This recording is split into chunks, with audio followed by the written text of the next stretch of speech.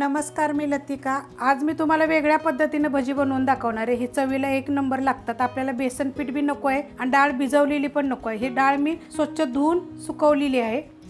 अशा पद्धतीत आहे। ही घरची डाळ आहे माझ्या, बघा मस्त अशी आहे। ह्याच्यामध्ये छोटा एक चमचा धने, एकदम 2 चिमूट ओवा आणि एक छोटा चमचा जिरे। हे पूर्ण आपल्याला मिक्सरला बारीक रवा कसा असतो अशा पद्धतीत बारीक करून घ्यायचे। मिक्सरला बघा बारीक करून घेतलेलं आहे, तर अशा पद्धतीत बारीक करायचे। बारीक रवा कसा असतो 0 नंबरचा तसा। एक वाडगं घेतलेलं आहे, त्याच्यामध्ये काढून घेऊया। याला काय चाळून बिळून घ्यायची गरज नाही आहे, की आपण हाताने बघितलं आपल्याला माहित पडलं ना किती बारीक झाले, तर काय चाळायची गरज नाही आहे। छोटा अर्धा चमचा बघा हळद आहे, 2 चिमूट हिंग पावडर आहे, हिरवी मिरची, आलं, लसूण आणि थोडंसं जिरं मी कुटलेलं आहे, कोथिंबीर, तिखटाप्रमाणे हिरवी मिरची घ्या तुम्ही।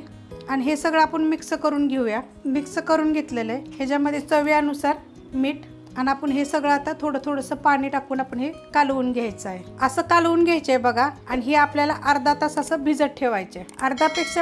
अर्धा तासापेक्षा जास्त वेळ झालेला आहे। बघा किती मस्त असं भिजलेलं, असं भिजलं पाहिजे। 1 तास जरी घातला तरी चालेल। त्यात पाणी ठेवायचं, म्हणजे ती डाळ आपली चांगली फुगली जाते आणि चव वेगळी लागते। हे आमच्या गावाकडे हे असे बनवतात, तर मी तुम्हाला काहीतरी वेगळी रेसिपी करून दाखवते। ह्याला चपटी भजी म्हणतात आमच्याकडे। अशा पद्धतीत बघा हातावर असे थापायचे। तुम्हाला परत दाखवते मी।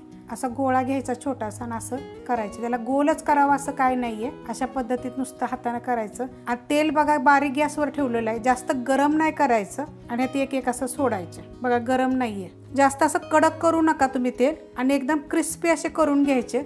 हे बघा मी 4 सोडून घेते। जास्त जाड करायचे नाहीत बघा, पातळ करायचे। आता टाकून घेतले ना आपण, तर ह्याला मीडियम गॅस करायचा आणि मीडियम गॅसवर आपल्याला ही होऊन द्यायचे। बघा जसं तेल गरम होईल ना तसे वर येत राहतात आणि एकदम कलर चेंज होस्तोवर आपल्याला करायचे। पलटी करून घेते हे आता मी। बघा किती मस्त कलर आलेला आणि असेच पाहिजेत आपल्याला। पातळ करा, जाड बिलकुल करू नका। बघा असा कलर असतो आपल्याला करून घ्यायचा आणि जास्त तेलकट राहत नाहीत बघा, एकदम क्रिस्पी एकदम ते छान असे लागतात का नाही, एक नंबर लागतात। तुम्ही अशा पद्धतीने करून बघा आणि असा कलर असतो आपल्याला भाजून घ्यायचा आहे। ती रेसिपी आवडली की लाईक करा, सबस्क्राईब करा, कमेंट करा आणि शेअर बी करा।